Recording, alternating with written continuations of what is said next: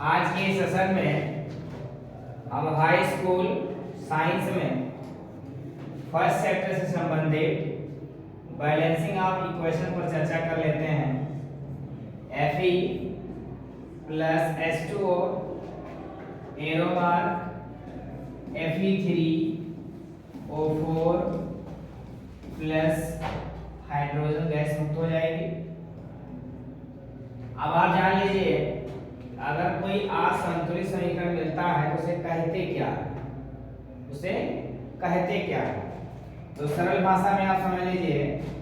अब देखिए, ये समीकरण जो मुझे मिला है इसे आप चाहे असंतुलित समीकरण कहें, असंतुलित समीकरण, या इसी को ढांचा समीकरण भी कहते हैं, या इसी को कंकाली समीकरण भी कहते हैं। इतने नामों से इसे जाना जाता है। किसे? जो समीकरण हमारा क्या है, असंतुलित। ध्यान रहे, कभी कभी आपको एग्जाम में ऐसा ही क्वेश्चन दे दिया जाता है कि वो संतुलित रहता पहले से ही, तो आप ऐसी गलती ना करें कि आपको मिले बस आप संतुलन शुरू कर दें। सबसे पहले आपको देखना होगा कि उस इक्वेशन मुझे मिला है वो संतुलित है या असंतुलित है। चलिए हम चेक कर लेते हैं। यहाँ पर जो आयरन की संख्या Fe जो है वो कितना दिखाई दे रहा है? 1। इधर कितना दिखाई दे रहा है? 3। एक फॉल्ट मुझे पता चल गया, इधर Fe की संख्या 1 है, उधर Fe की संख्या 3। यहाँ पर अगर वाटर की बात करें, हाइड्रोजन देखिए, हाइड्रोजन की संख्या 2 है, इधर भी 2 ही है। लेकिन ऑक्सीजन के लिए हम बात करें तो ऑक्सीजन यहाँ पर 1 है और उधर ऑक्सीजन की संख्या 4 है। अर्थात जो मुझे इक्वेशन मिला है, इस इक्वेशन में रिएक्टेंट और प्रोडक्ट में उपस्थित आइटम्स का जो नंबर है वो बराबर नहीं है। बैलेंसिंग ऑफ इक्वेशन का मतलब ये होता है कि आपके रिएक्टेंट साइड और प्रोडक्ट साइड पर आइटम्स का नंबर क्या हो, बराबर होना चाहिए। इसमें बराबर नहीं है, इसके मतलब ये क्या है? असंतुलित कंकाली या ढांचा समीकरण है। अब हम इसे क्या करते हैं? संतुलित करने की कोशिश करते हैं।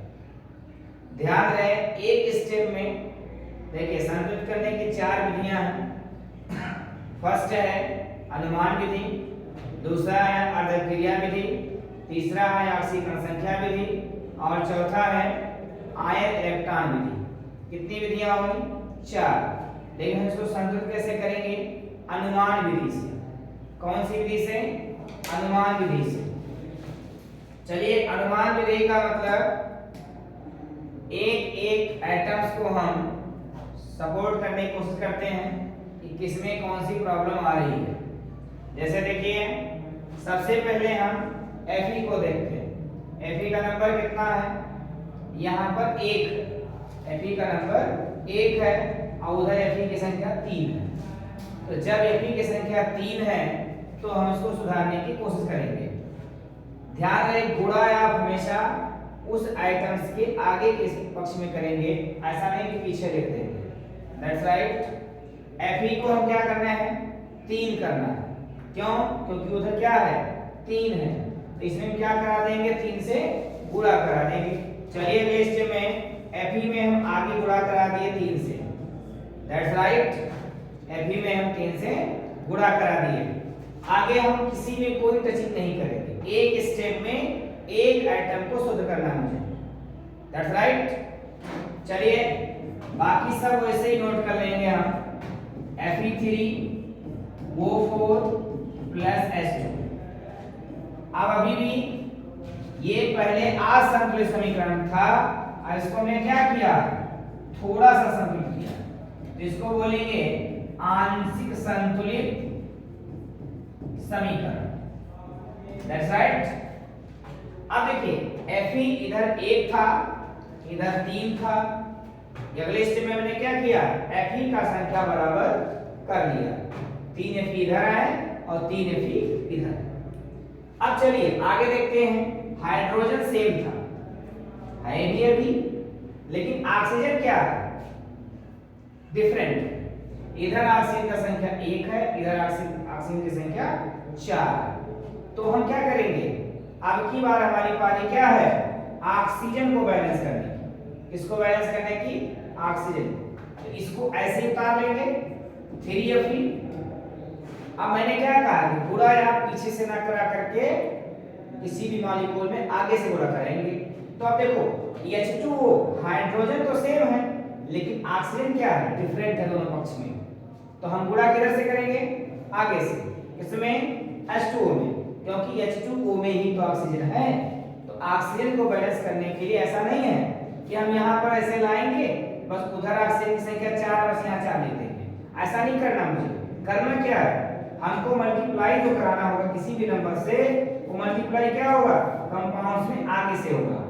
कैसे होगा, आगे होगा। जैसे यहाँ पर क्या है, यहाँ पर ऑक्सीजन इधर है, तो ऑक्सीजन आगे 1 है और उधर ऑक्सीजन की संख्या 4 है। तो हम 1 में कितने से गुणा करेंगे, 4 हो जाएगा, 4 से गुणा करेंगे। तो 4 से अगर हम गुणा कर देते हैं 4H2, आगे चल के क्या मुझे मिला, ऐसे उतार देना है पूरा, Fe3O4 प्लस H2। अब देखिए पहले यह असंतुलित था, थोड़ा सा संतुलित हुआ, फिर हमने थोड़ा सा संतुलित किया अभी अभी। तो इसको भी क्या बोलेंगे, आंशिक संतुलित समीकरण। क्या बोलेंगे, आंशिक संतुलित समीकरण। अब देखिए Fe को हमने बैलेंस कर लिया है। Fe की संख्या दोनों तरफ बराबर है। ऑक्सीजन इधर 4 है, उधर भी ऑक्सीजन 4 ही है, ऑक्सीजन भी बैलेंस हो गया। अब हम देख लेते हैं कि Fe ऑक्सीजन ये दोनों बराबर हो चुके हैं। अब हाइड्रोजन क्या अभी भी हमारा बैलेंस है, चेक करते हैं। 4 दूनी 8, 4 2 जा 8। इधर हाइड्रोजन का नंबर कितना है, 8, और इधर कितना है, 2। अब देखिए ऑक्सीजन को सही करने के चक्कर में हमारा हाइड्रोजन गड़बड़ हो गया, तो हमको कोई दिक्कत तो नहीं ना है। एक बार फिर से बैलेंस कर लेंगे, कोई दिक्कत तो नहीं होगी ना किसी को। आगे देखते हैं, Fe हमारा बैलेंस हो चुका है, इसको हम नहीं छेड़ेंगे, जैसा है वैसा ही लिखते हैं। यहाँ पर 3Fe, Fe को ऐसे रहने देते हैं, प्लस 4H2O। इधर तो कोई प्रॉब्लम है नहीं, हम मल्टीप्लाई वही कराते हैं जहां पर किसी भी एटम का नंबर कम होता है। Arrow mark Fe3O4। अब देखिए गड़बड़ी कहाँ थी, यहाँ पर हमारे पास हाइड्रोजन नंबर कितने हैं, 8 है, और उधर क्या है, 2। तो 2 में कितने से मल्टीप्लाई कर दिया जाए कि 8 हो जाएगा। तो मैं 4 से करेंगे, 4 2 जाएगा। तो चलिए इसमें कितने से मल्टीप्लाई करते हैं, 4H। आप देखिए एक बार फिर से मिला लेते हैं। Fe की संख्या 3 है, इधर भी 3 है, ऑक्सीजन इधर 4 है, इधर भी 4 है, इधर हाइड्रोजन की संख्या 8 है, इधर भी 8 है। यानी राइट हैंड साइड और लेफ्ट हैंड साइड दोनों साइड में जो आइटम्स हैं वो क्या है, इक्वल। तो ये हमारा इक्वेशन कैसे होगा, कैसे इक्वेशन होगा, असंतुलित या संतुलित। तो आपको संतुलन का डेफिनेशन भी बताया जाता है कि वह प्रक्रिया जिसमें हम किसी भी केमिकल इक्वेशन में रिएक्टेंट पक्ष और प्रोडक्ट पक्ष में सारे आइटम्स का नंबर इक्वल करें, वो प्रोसेस कहलाता है इक्वेशन की बैलेंसिंग। और जब बैलेंस करने के बाद जो इक्वेशन प्राप्त करते हैं उसे क्या कहा जाता है, उसे कहा जाता है बैलेंस इक्वेशन या फिर संतुलित समीकरण। तो हमें लगता है कि इस वाले स्टेप में मैं क्या कर चुका हूं, सारे के सारे आइटम्स को बैलेंस कर चुका हूं। यानी अभिकारक पक्ष और उत्पाद पक्ष दोनों में सभी परमाणुओं की संख्या क्या हो चुकी है, बराबर हो चुकी है। इस नाते इसको हम क्या बोलेंगे, इसको हम बड़े आसानी के साथ बोलेंगे संतुलित समीकरण। ऐसा संतुलित समीकरण।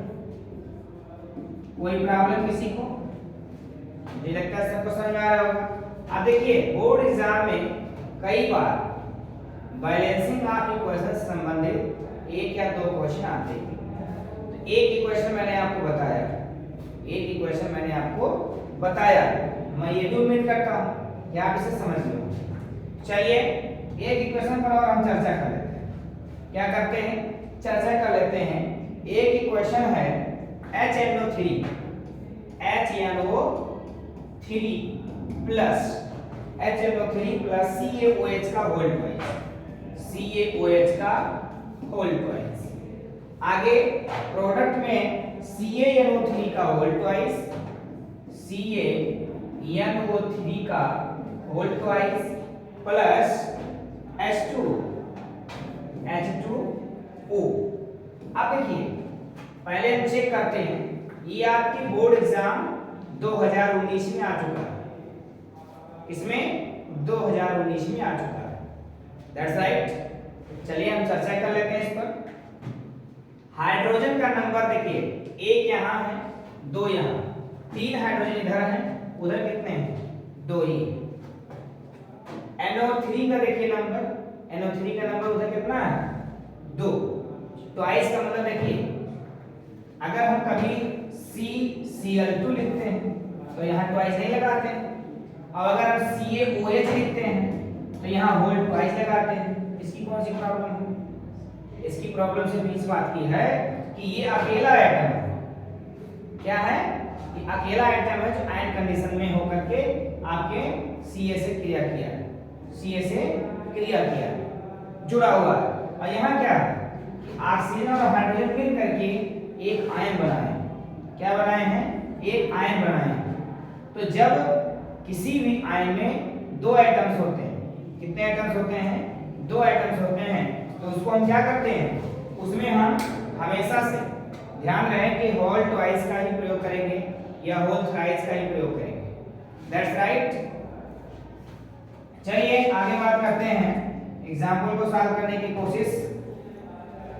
मुझे पहली फाल्ट समझ में आई, हाइड्रोजन और NO3 एक साथ है, हाइड्रोजन और NO3 एक साथ हैं, तो मैं क्या करूंगा, NO3 का जिक्र करते हैं। आपको पता है इसे हम असंतुलित या ढांचा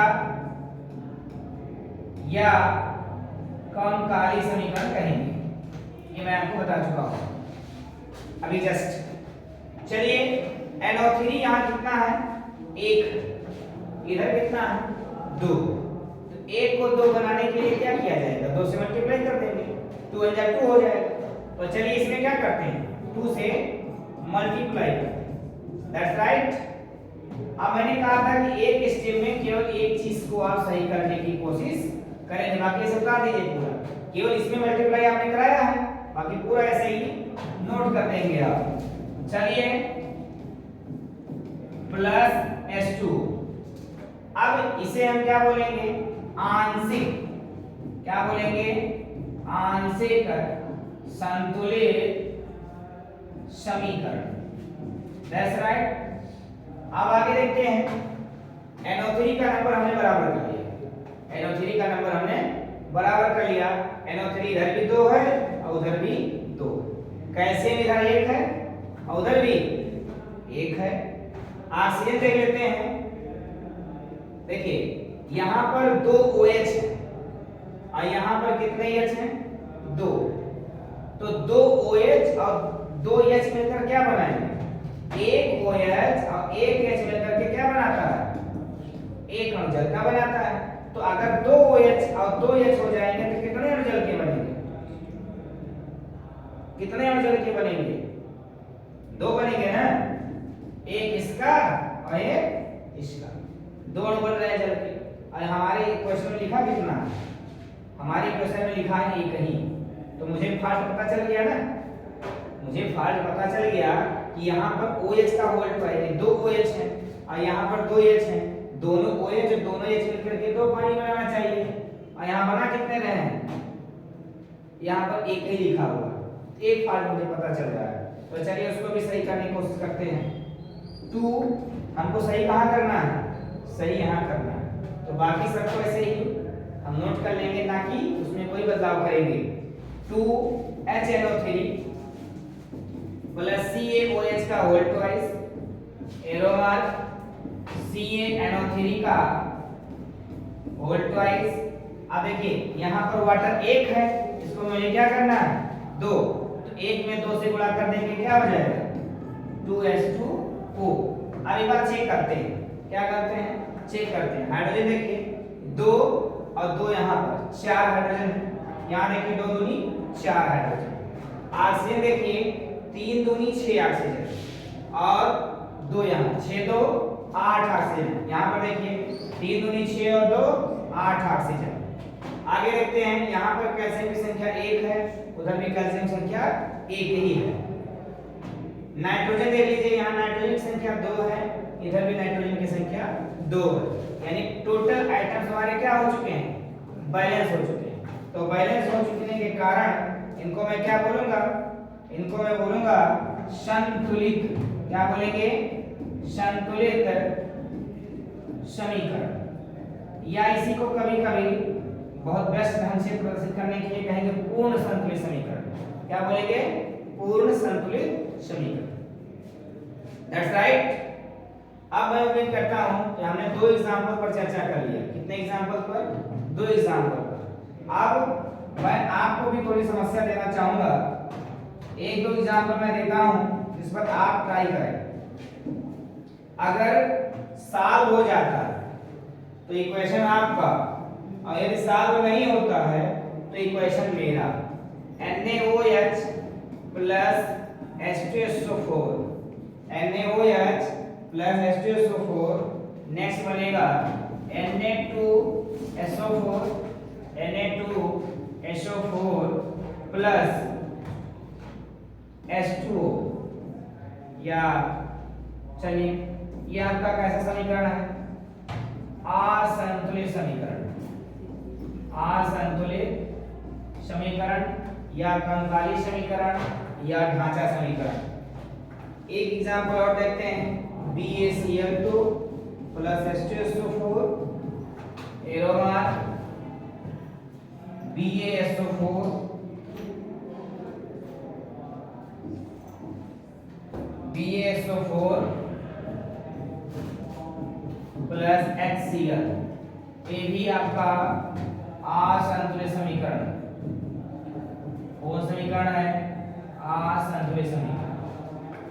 ज्यादा ना देते हुए, यदि मैं आपको 2 से ज्यादा इक्वेशन दे दूं तो आपको लगेगा कि बताया गया 2 दिया गया 4, तो मैं आपको सिर्फ 2 ही दे रहा हूं।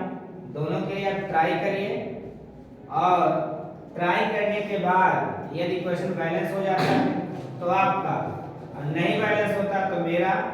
लेकिन मुझे कैसे पता चलेगा कि बैलेंस हुआ कि नहीं हुआ, इसलिए you tell me your problem in comment box. तब तक के लिए आप सबको थैंक यू।